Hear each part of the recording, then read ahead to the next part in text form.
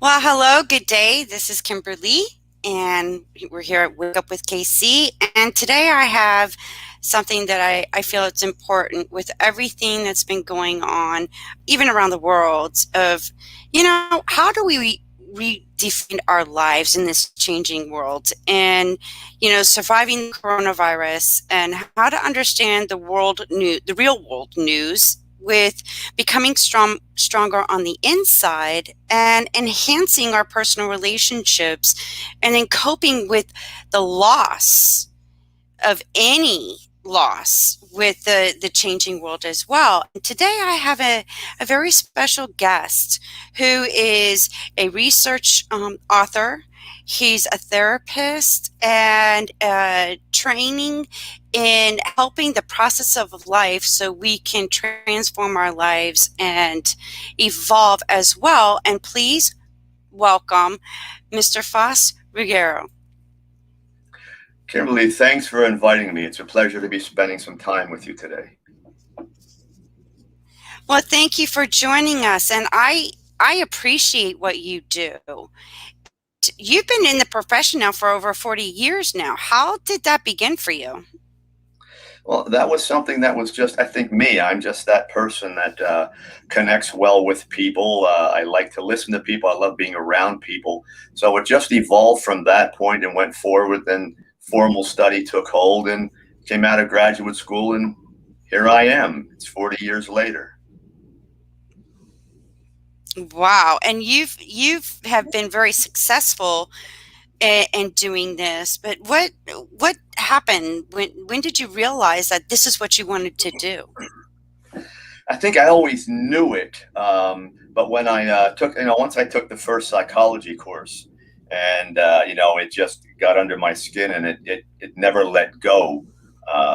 And then once I got out of graduate school and started seeing people, then everything changes from that point. You start seeing a little the results. People are listening. People are changing their lives, and you realize you have a part of that. There's a real good feeling in that, and you also, at least I do. I grow. I'm still growing, and 40 years later, I'm still growing with every person that I'm so privileged to be in contact with. So you keep on learning, you keep on teaching, and the passion never dies. Wow, that is so impressive. And did this also help transform your life as you evolve? You know, you can't do this and not have your life change. It just doesn't happen. Again, I have the privilege of becoming in contact with so many people, and they all have a different life story. And if you're willing to listen and connect to that, then parts of your, even if it's a small part of your world changes, and you incorporate that into the way you're doing things. Sometimes it's consciously, sometimes not so consciously, but your mind remains open, and you just experienced a lot of new things. On my end. It's not only the giving part; it's that you receive so much. It's the gift that never stops giving back.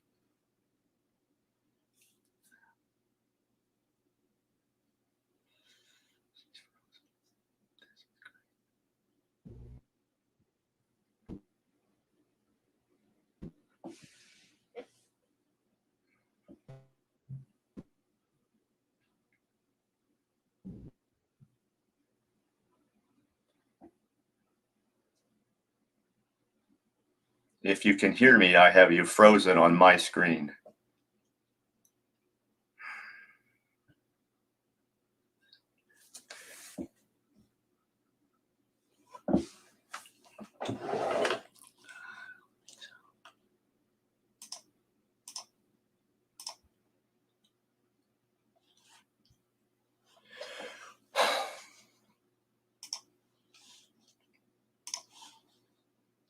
Oh, we're stopped on that.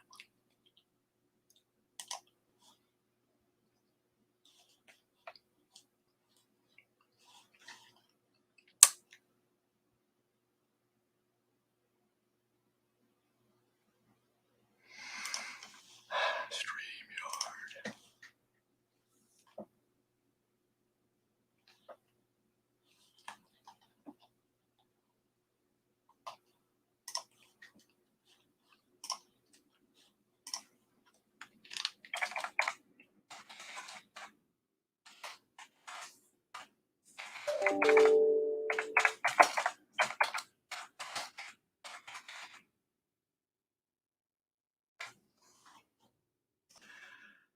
You're right.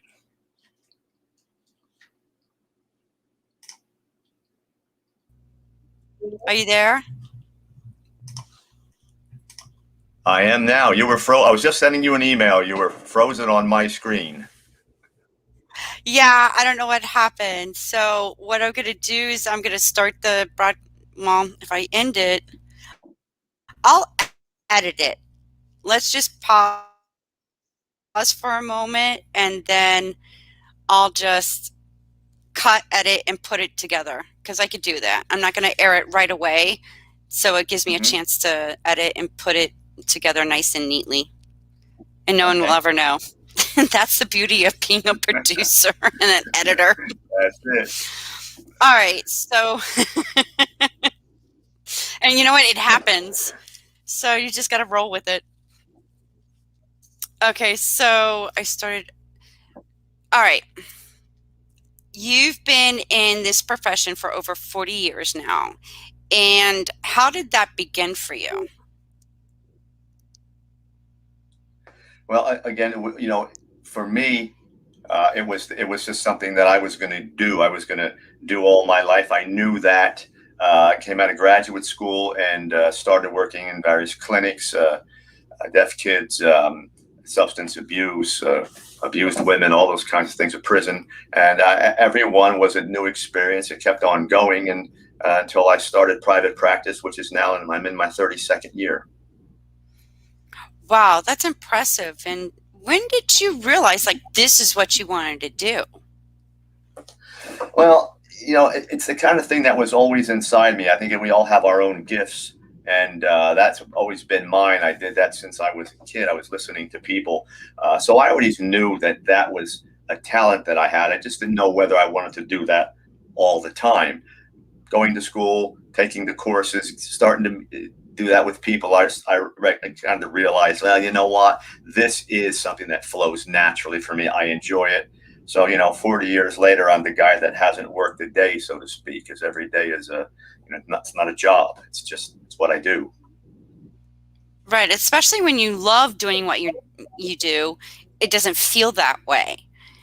And you know, did this help also transform your life as you were, going as you kept going forward in your career? I think if you're a person that loves this type of a life, it's always giving back. It's hard to connect with another human being and then walk away from that and say, "Well, I got nothing." Even if they weren't giving much, you got something. You change your approach, you learn. You hear them speak, and you hear their life story, and you learn. And as you learn, you give back, and it's a reciprocal process that never stops. Almost like law of attraction. Exactly. Very much so. Well, I know you've published this book and the Fix Yourself Handbook. What inspired you to write that? I was counseling for a couple decades and putting together a lot of things, that work. Your people are coming in, you're throwing some things out. Maybe that's not, that we learned in college. That wasn't so effective. Other things were working better. And I started to realize that there were processes that we really needed to learn in our lives so that we can put that internal strength in motion. Things like honesty and learning how to manage our emotions and communication, all different kinds of things. And I put that into a program as I got toward I was doing it for 20 years. I was using that program with people for I think it's over 2,000 people now. It worked so well that I just thought it's a good idea to put it in a text and get it out there so people beyond the office can have access to the program. That's awesome. I'm like so happy to know that you've done this. And would you agree that limited beliefs, mental programming, and even emotional energetic traumas can play a part of some of the problems that people are still dealing with? All of that does. There's nothing. I always tell people it's a dynamic world, and we're a dynamic life force, and everything that on our timeline is going to have some type of an effect on us. So it's good to be as strong internally, have as much internal balance as you can. So when these things come along, you're stronger and you're more able to deal with those things. So absolutely, those things that have a significant effect on the way we live, as the positive things that that feed the spirit and feed the mind. Anything that what we live, anything we experience, is going to affect us in some way. Yes, and then wouldn't you agree that it is you can change and transform your life?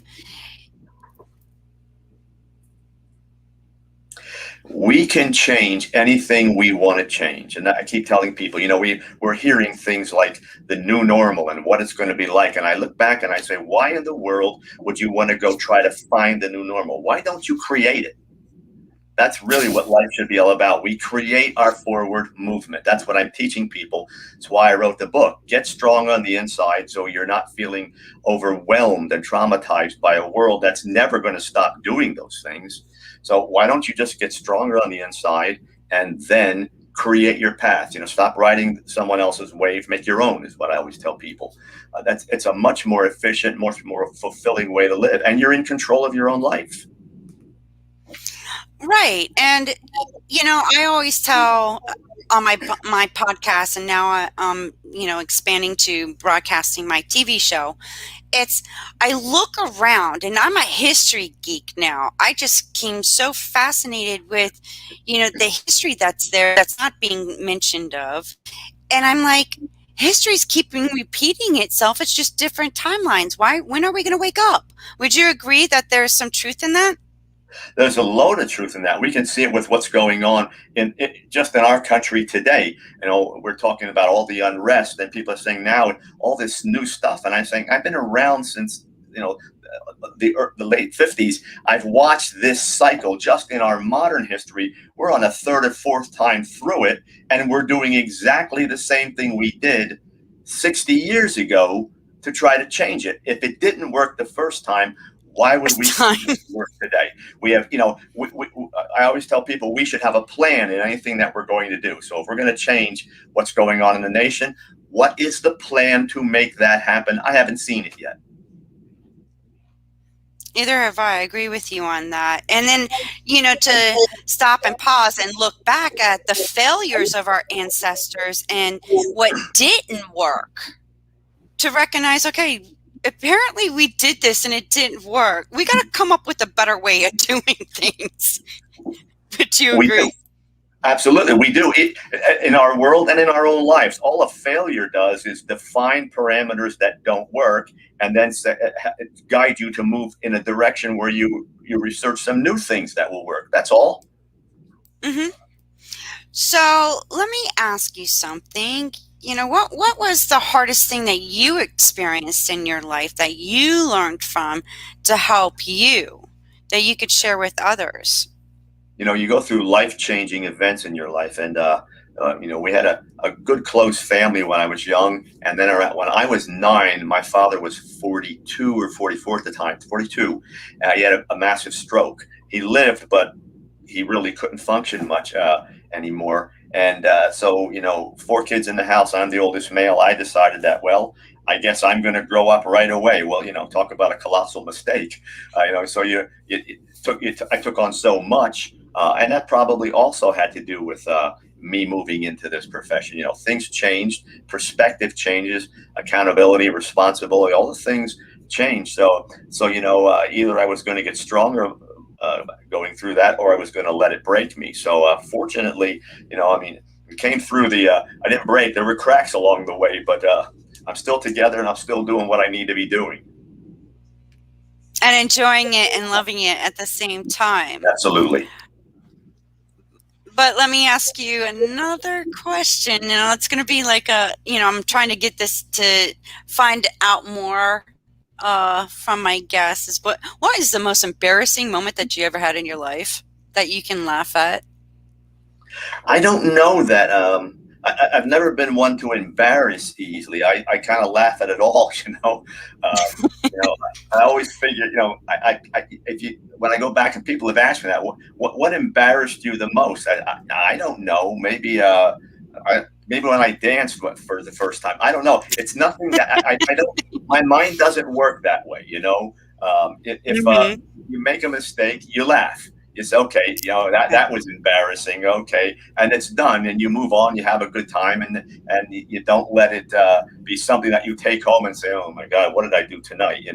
Fortunately, I'm not a drinker or a substance abuser, so I pretty much know what I what I've done every night. But yeah, and again, that's where I school people to try to be able to laugh at yourself. You are going to make mistakes. Some of them are going to be public, and if it happens, it's not the end of the world. Laugh at it, learn from it, move on.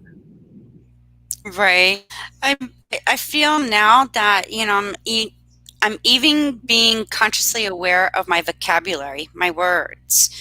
And now, I don't look at mistakes as mistakes or failures as failures. I look at them as experiences to help me learn, grow, and evolve.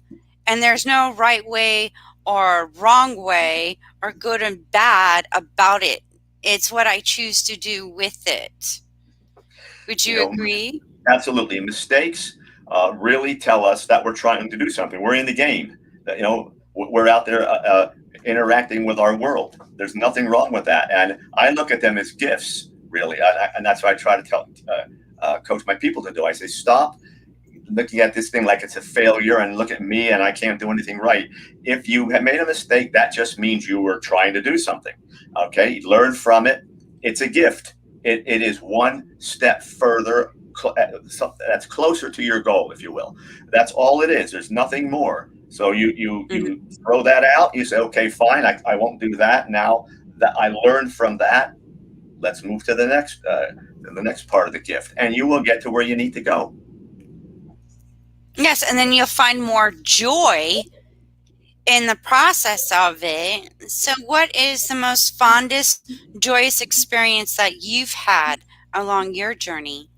Well, I think I have four fantastic children, and every one of their births were a gift, and they've grown to be fantastic people.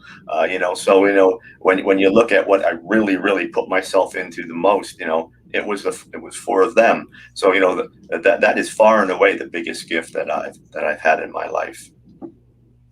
And you've instilled into them the things that you've learned in your profession and career to help guide them and let them experience and make their experiences, whatever it may be, in order to learn from and not hinder or enable them. Yeah, it's always a combination. I think parenting is a combination between providing the information and the guidance that's necessary and allowing them then to use that in a way that they're comfortable with because they are their own life force. And then, if you do that, then they're more apt to come back when they're a little confused if things aren't going well and say, help me out with this because they know that it's not going to be a lecture or a focus on what they did wrong. It's just, okay, let's look at this. Okay, you made some mistakes there, and let's move it forward. Let's establish a direction together, and then you go do it. That's awesome. And do you think that history, science, and spirituality go hand in tangent together to help us awake so we can evolve and assist in the transformation that we need today? Absolutely. I mean, you can't phase any of it out, and people do that. They say, well, we're not going to think about that or we're not going to use that. The river flows and it never stops. And somewhere along the line, we have to realize that all these processes are working at the same time. And to deny any of them doesn't make a lot of sense. You may make some decisions about which ones you want to use and to what level, but to deny them makes no sense whatsoever. No, deny them or be ignorant that it's there. Right, exactly. That's being dynamic in your world. Let's try to understand what's there. Incorporate as much information as possible, which of course gives you many more options in your life, more choices, and that's what again I teach. Have options in your life, but in order to have options, you've got to be able to be a student of life. So you gather the information. So, what changes do you see in the future, and how are you continuing to make a difference in it? I think the book is a big part of that now. The counseling is there. I'll continue to do that, even if it's a part-time basis. But now to get the message out that there is a way to get stronger, because I wrote the book differently than other self-help books are written. I didn't want to get wordy. I didn't want to give people lots of fluff and use all the acronyms and all the new stuff, all the new language they're using. I wanted to give people a good, a crisp picture of what was going on. So there's 36 chapters stocked with information on 36 different problems of life, and then the exact information that they need, of the exact steps they need to take to correct those problems. People that are doing this are really, really getting back to me and saying, finally someone has said, "Here, this is the information. There's no fluff. Now do these things." And if you continue to do them, because it's a life program, it's not this quick fix stuff. If you do this in 10 steps, you'll be better. That's impossible. So they're seeing that they can do this every day. There are gains to be made, and life is changing. Yes, and when you and I haven't gotten the book yet. I'm looking forward to receiving it. But do you include about how the limited beliefs, the mental programming, even the emotional energy, it changes all the biochemistry in your body as well? I talk about those things, whether it's anger and how it can become addictive, or whether it's getting into the spiritual part of us and opening our mind to that, because people will do that as soon as they hear spiritual, anything that has that transcends the conscious mind. They have a problem with that, and I say, just go look into it, read about it, experience it, see if it fits. Don't limit your brain. Your brain is a limitless a commodity for you. It can embrace so much, but when we start saying, no, I'm not going to do that, we really start, the ceiling gets lower is what it does. And, I just say, open your mind to everything and see what's there. Yeah, instead of limiting yourself. Right. And, the mind is a very powerful organ in our body. And I keep telling, my audiences and people that I try to help in coaching and whatnot, I'm like, first and foremost, you are a spiritual being. So there's some aspect of spirituality that you already have in you. And then you're a sexual being inside this human being. And And there's a that's misconception of each and every part of those. I tell people all the time, there's a balance. We are physical, intellectual, emotional, and spiritual. You can't deny any of that. It's with us every day. I talk about love when I get to the latter part of the program, and I say, well, where do you think love comes from? And they all start talking about the heart. I said, that's a pump. That pumps blood. Then it's the brain. I said, well, the brain is an intellectual thing designed for facts. Love comes from the spirit. That's where love comes from. And when you understand that, that's when it becomes unconditional. It learns how to give and take. But again, if you've denied that part of you, then you are limited to this hallmark way of loving that doesn't exist. And that's why you program all this excitement into love. Shouldn't have all this excitement. Love is tranquility. It's not all that. It's not that chaotic dance we do. So when I start to present these things, then they start to say, all right, well, there might be something else. All I want them to do is explore it. I don't want them to do it my way. I don't want to try to push something on. I just want them to be people who define themselves as life explorers, nothing more. And be authentic, like your true authentic self. And when you just mentioned love, would you agree that love is already in you?